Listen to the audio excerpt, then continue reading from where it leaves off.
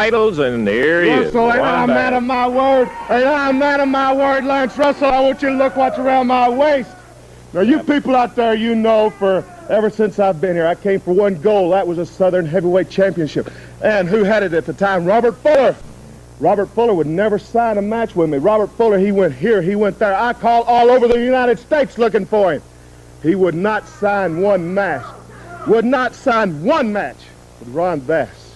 But you know, I kind of traveled around. I knew where the man was at. A little town way out West Virginia, Bluefield, West Virginia. Robert Fuller would sign a match against the Assassin. Robert Fuller signed the match. And you know who the Assassin was. I'm going to show you something that's going to be in my trophy case for a long time. The Assassin was Ron Bass. I got the man in the ring, and I put the big stampede on him. I tied him up like a basketball, like the basketball player that he is, and I beat him the first time I was in the ring. I am now the Southern Heavyweight Champion. And you know what? Robert Fuller's laying down on the mat, and the Assassin stands over and he pulls the mask off. He looks up and he starts crying, "Bass, it's you, Bass, you got me, Bass, you done it to me. You chased me down and you beat me. And you know something, Bass, I don't even want a return shot. It's your title now, I don't want nothing to do with it." So he's out on the lake somewhere now. He's vacationing. He is done with wrestling business. I run him out. But I'm going to tell you people now, the Big Outlaw is now your Southern Heavyweight Champion. The Big Outlaw is going to be your World's Champion. You just go stick around and you're going to watch them all get mowed down one by one. Whoever puts their name on the line will beat ex-contenders. There'll never be but one champion, and that is me. Well, as we would with anybody, we gave you an opportunity to meet the new Southern Heavyweight champion, Ron Bass, who won the title from Robert Fuller. A little deception involved, which doesn't surprise me at all with Ron Bass.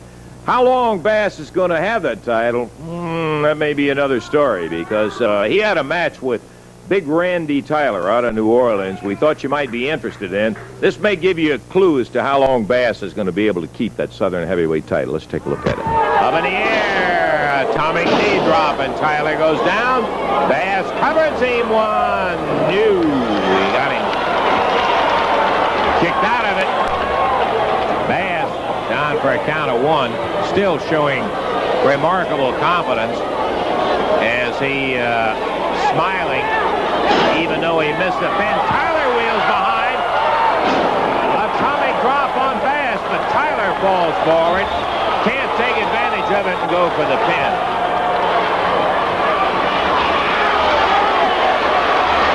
Bass has slam-hammered him pretty good.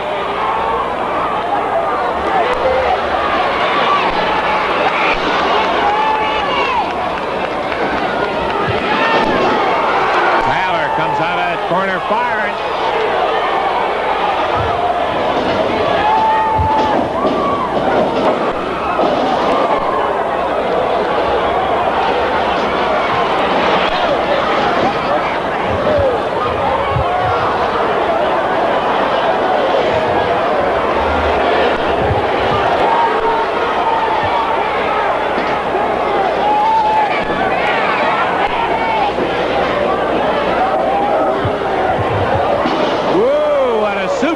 From Tyler.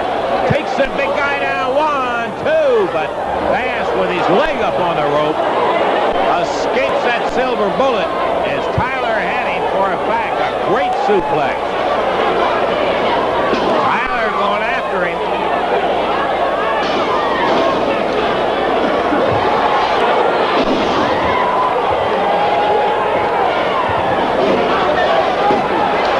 Once again, Bass with that leg over the rope.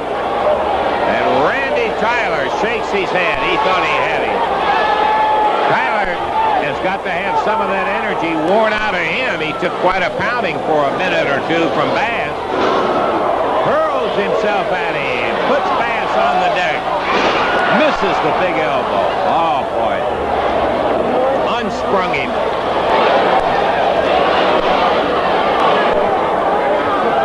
Figuring to catch Bass. Bass wasn't there when he got down to the deck. And Tyler hit hard. Ron Bass. Stampede body slam, 2. And the foot went up over the rope. And the holler's hot and the crowd's hollering.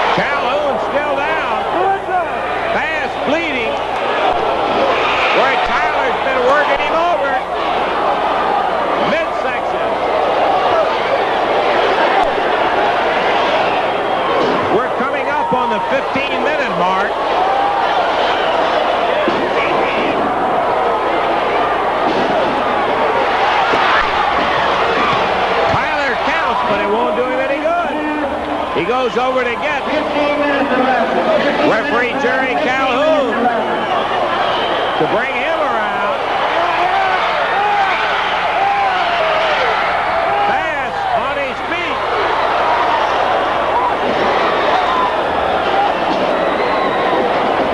Slammed into the corner. And Bass goes down. 2, 3, got him. 15 minutes and 20 seconds. Bass, blood all over his face, but his hands held high. Referee Jerry Calhoun, who was abused accidentally, now being grabbed by Tyler, saying, I know he used his feet on the rope. 15-20, and the winner is Ron Bass. Yeah, well, that was about it. As I said, there's questions in my mind about how long. Calhoun says, let's get it started. Ooh. And Dallas Montgomery starts inauspiciously, Dave, as Bass has jumped Boulder right away and has hammered away on him. He's got him bleeding as he jumped him when Boulder turned around, and Dallas Montgomery out of the ring on his back as Bass has really busted open Eddie Boulder. Right after the introductions, the referee said, let's do it, and Boulder turned around. He slammed, got slammed from behind with Ron Bass. Bass giving it to Pete Austin, and Pete Austin he never had a chance. Boulder never had a chance, Dave. He didn't even get started before Bass dumped him from behind and hammered his head into the turnbuckles. Boy, and Eddie a mess. Come on, hey. Dallas Montgomery trying to come in. The bell did ring, Dave. Yeah, and, it's underway. First bit of action came after it. Turn around. Get up. Yeah. Yeah, Danny. Ron Bass back in there, and they are slaughtering Eddie Boulder. Never had a chance. Pete Austin tagged by Bass, and they are just absolutely murdering him. Come on, Jerry, let's stop this thing. That is ridiculous. Pete Austin, Ron Bass just taking turns on a guy that never even got started in there. They jumped him beforehand. I don't know why Jerry doesn't go ahead and just stop the thing. He sends Dallas Montgomery back out, and he's just continuing to let this go on and on as Ron Bass and Pete Austin are just hammering Eddie Boulder and continuing to do so. Bass continuing, yeah, how's he going to wrestle? He never even got a chance to start wrestling as Bass jumped him from behind, busted him wide open. Jerry, he's through. Why don't you stop the thing? It's gone on for almost 2.5 minutes. 2.5 minutes, count of one, and he picks him up. Now that's too much. He had him down. Why don't you stop it?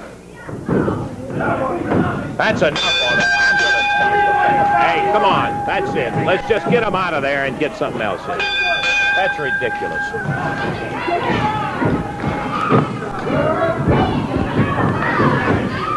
Come on, hey. Ron Bass continuing just to hammer Boulder. What a first time on championship wrestling for Boulder is Pete Austin. All right, that's enough. Get it stopped. Montgomery knocked out of the ring, and they just continue to hammer on. That's terrible. They had jumped him before. I want you to look at Body Beautiful. I want you to look at Body Beautiful. The man made a mistake. He pushed the Southern Heavyweight Champion. You don't do that, Russell. You see the guy paid the price. Okay. I want you to look at it, Russell. That's what's up for Pretty Boy right there. Yeah, Pretty Boy right there. I know. Okay, fine. Get him out of there. That's ridiculous. TV, why didn't you come out and help Bill? Well, I wish now that I had been there, but as most of you people know, for the past 6 or 7 years, I've been ranked in the top 10 contenders in the world, always in line for a shot at the World's Championship. And it's probably no secret to anybody. Recently, I've dropped out of the top 10. And I want to be in the top 10 so that whenever that title shot comes along, I'm going to have a chance at it. So what I've had to do when you're not in the top 10, these contenders won't come to you. You have to go out and wrestle these guys in their own hometowns. And so that's what I had to do last week. And once again this week, I'm not going to be able to be at TV. And that's why I'm here with Jackie to make this interview, because I got something I want to say to Ferris and Latham and Davis. Let me tell you something. When I take it on myself to go out away from Memphis, wrestle these contenders, try to get in line for a World Heavyweight Championship match, and then 3 jerks like you come along and beat us right here in my own hometown, knock me further down the ladder, well, let me tell you something. That don't set well with me at all. And I want to say this. It's happened for the last time. You guys bring anything you want to down there and shoot your best shot this Monday, because you're going to need it. I can just say this. Do anything you want, bring it all, but you're going to go out of that Coliseum Monday night a loser. Now, Jackie, I know the thing don't set well with you, even though there was 3 against 2 down there last week. That don't matter if there was 10 against 2. There's no excuse. Right. I'm not as pleasant as I was on this TV last week, and I've got a good reason. I sat here and told you I was going to bring chains and chairs bigger than theirs. Well, I forgot to. I forgot to do that because I underestimated these guys. They're a hell of a lot tougher than I thought they were. Let me tell you something, Pally. You little lieutenant or private or whatever you are, bring your whole army, because you're going to need it this week. Here I went for all these years and not in near the condition I am now, and came to Memphis to get beat. Well, that's not going to happen again. I'm not going to forget to bring the biggest chain and the biggest chair that I can find. And let me tell you something for sure, Pally. You're going to get beat, and you're going to get hurt. You know what it's like to get hurt? We took it easy on them last week. Well, I underestimated them, and we got beat. It won't happen again. Jerry, there's no excuse for you and I to ever get beat if there's 10 or 20 men. And it won't happen again. You've got my word, and the fans have got my word. All I can say to you 3 punks is you be down there Monday night, because we're going to be there. We're not coming to play this week. We're not coming to show off. We're coming to beat somebody, and that's you 3 jerks. Okay, there is the comments coming out of Jerry the King Lawler and Jackie Fargo, and I don't think there's any doubt about it if you were there and saw the entire match. They carried the bulk of it, but the end result is what they're referring to, and I guess when it comes down to it, that is precisely what they go by. The 1 loss, and Ferris and Latham and Davis ended up with a win over the... Regal's got a head scissors on Ferris.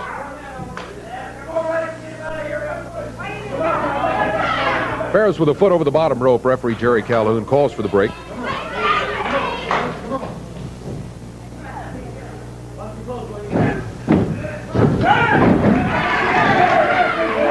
Another nice takedown by Steve Regal. Complaint immediately by Danny Davis. He started screaming he had his hair pulled. He had his hair pulled, referee. Regal makes the tag. Here is Tommy Gilbert.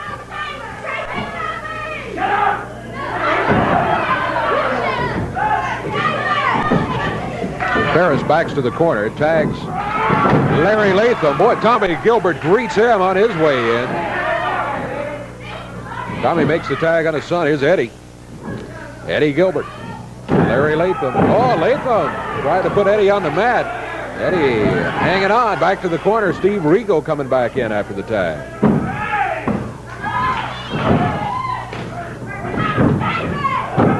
Oh, look at Regal. Boy, he bounced him right down to the mat. Sat down on him and puts the bar on the left arm.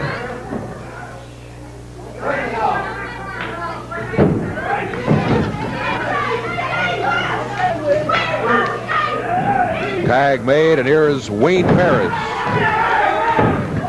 So far in this corner, going against him at a total of 417 pounds, from Nashville, Tennessee, Rick Morton. And from Australia, the superstar, Bill Dundee. This match to the expiration of time, the referee, Jerry Calhoun. Okay, we're waiting now as they're trying to decide who is going to be starting over there. And on the far side of it, Buddy Wayne stepped out. That took care of that. It'll be Ken Wayne starting over there. On the other side of the ring, the superstar will be stepping out, and Rick Morton will be our starter. And the bell, and we're off and running. Rick Morton making his first appearance. Going in against young Ken Wayne, and Wayne with a foot hooked behind Morton's leg. Off the ropes, pushed him, put him down, and Morton was right back up, goes in, rolling arm lock, takes him over and down. Hip toss, planted that hip and jerked him right up and over. Bill Dundee sharing some wisdom with him in there as Ken Wayne went back to talk to his dad. And going behind and taking Ken down was Ricky Morton. And look at him go on Ken Wayne. Wayne, very quick, goes to the ropes. And he comes out. That was kind of a surprise, I think, to Ken Wayne. He didn't expect Rick Morton to go flying behind him on the takedown, and then Morton proceeded to ride with him. But Ken Wayne, very smart in going underneath the ropes, got a break out of it, and he was going to take advantage of that break. Misses a right, and Morton comes right back and fires a right of his own. There's a great bit of logic. I ever heard it. Buddy was saying, well, Ken missed his and he hit him. So, but I don't understand that exactly. Both of them are illegal. Don't tell me.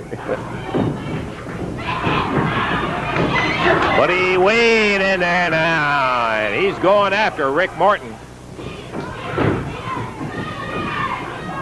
Buddy went with a front face lock and followed with a right hand, and now he goes with a famous floor jump as he popped out of there and sends Ken Wayne into it. I don't know if they tagged or not, but Buddy got out of there quick and Ken stepped in. Ken Wayne coming down on his feet, and he's very proud of that feat. Into the ropes, Ken up in the air, and once again he's down, and he's not on his feet anymore. Dundee with a drop kick planted him firmly on the floor. Tag on Ricky Morton. Ropes. Oh. Morton waiting on a backdrop. Buddy Wayne taking off and running as Dundee is after him. Count of three, and I didn't even... What? Boy, that was quick. I was watching Dundee chase, the race. And Ken Wayne, apparently after kicking while Rick was waiting on that backdrop, Ken got the advantage. The referee counted to three, and the first fall is history in there, Ken Dave. got his hand raised. 2:17 the time on it. And the Waynes are the victors of the first fall of action, but this is an expiration of time match. We still have... Terry Calhoun says a tag has been made. Ken outside. Buddy Wayne is the man that's got to get in the ring, and Bill Dundee is saying, yeah, come on in. All right, now Buddy tries to tag Ken. That can't happen. There's got to be some contact before that tag can be made again. Jerry Calhoun, a referee, runs Ken out of there, and he makes Buddy Wayne come in that ring. Good ruling. He touched Dundee. That counts. Dundee not happy about it at all, but Ken Wayne is back in there. The contact technically was made. Ken Wayne is back in against Bill Dundee.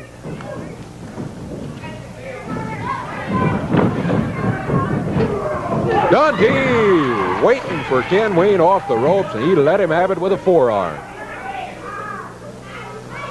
There's Ken Wayne. Bill Dundee over on the left. He tags Rick Morton, his partner. Rick, right hand to the midsection. Round behind Ken Wayne. Straight up in the air. He drops him down. Back. Count of one. One count's all he got. Buddy Wayne stepped in there, and Bill Dundee over here after him again. So far, Bill hadn't been able to get his hands on Buddy Wayne.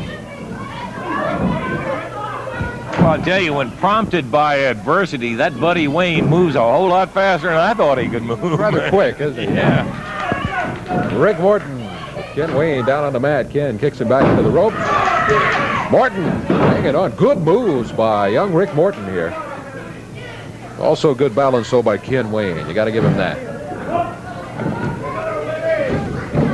Morton over to the corner. No tag was made. Buddy Wayne said, yeah, now there's a tag. So Bill Dundee will be coming in against Ken Wayne. Dewey holding out the arm again, saying, "Tag him, buddy, tag him." And Buddy wandering down the apron. In order to be tagged, he's got to be there with one hand on the turnbuckle, both feet on the apron. He was making sure he wasn't in position to take the tag from Ken Wayne. Yes, Buddy believes that time in the ring is a way for Ken to get that experience. I guess so. I wonder how Ken is feeling about this right now. He's been taking a pounding in there from Dundee and Morton. Dundee leaves Ken back on the ropes, tells Rick Morton, "Hey, you handle him. I'm going after Buddy over here." Now back to Ken Wayne. Dundee with a cover. Count 1, 2. Buddy plants a foot to break up the cover and then hustles back to the corner to get away from Dundee, who he knew was going to come off of the mat mad, and he did. Rick Morton chipping in his bit as he held Ken Wayne out there while Dundee was after Buddy Wayne again.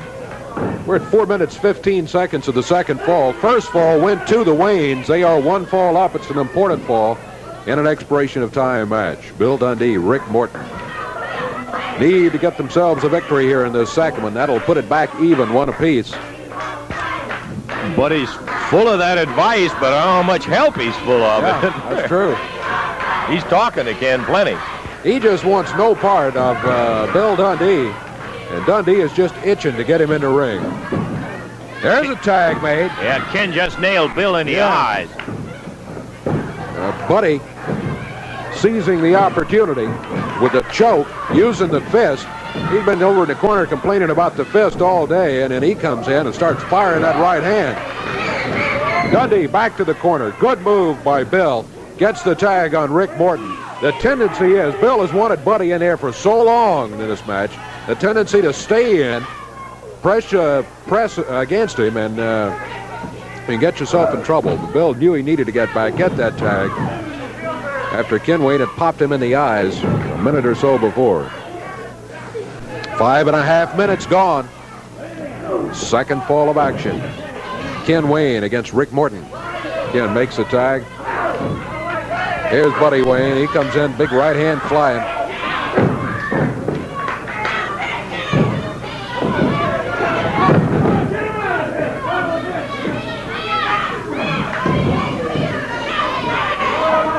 Buddy told Ken. Did they make a tag? No, he was halfway down the apron. Buddy said, "Go on in, Ken."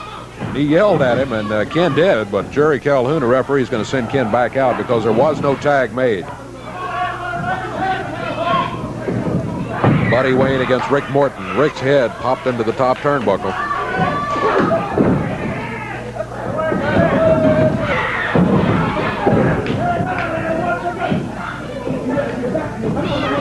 Buddy Wayne, looks like he's choking Rick Morton. It's hard to see from here, but certainly appears he's got a hand wrapped on his throat. Referee Jerry Calhoun is there now, so apparently Buddy had moved it if in fact he was choking.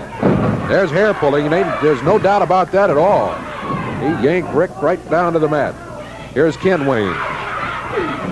Ooh, he really wrapped Morton in and caught him with one to the midsection, but look at him fight back. 6 minutes, 50 seconds gone. 6:50 gone in the second fall.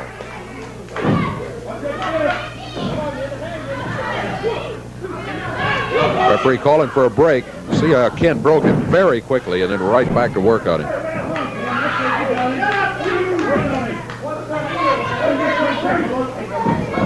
Oh, Dundee headed for Buddy Wayne again. They've been baiting each other across the ring. Buddy grabbing Rick Morton, trying to pull him out of the ring. He's done so, at least halfway. Dundee. And Dundee after Buddy Wayne. Buddy rolls into the ring. Dundee right behind him. Buddy out of the ring. Dundee's still in there. Meanwhile, Ken Wayne with a body slam on Rick Morton. They're the two official men in the ring. Ken drops down with the arm. He makes the tag, and here comes Buddy Wayne in. 7 minutes, 45 seconds. 7:45 gone in the second fall. First fall went to the Waynes.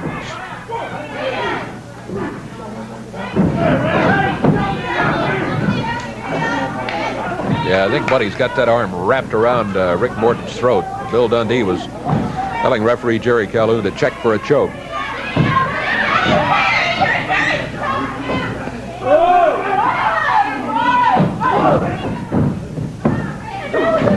got Morton back in the Wayne's corner. Dangerous place to be. Bill Dundee around the apron, trying to keep it one-on-one anyway.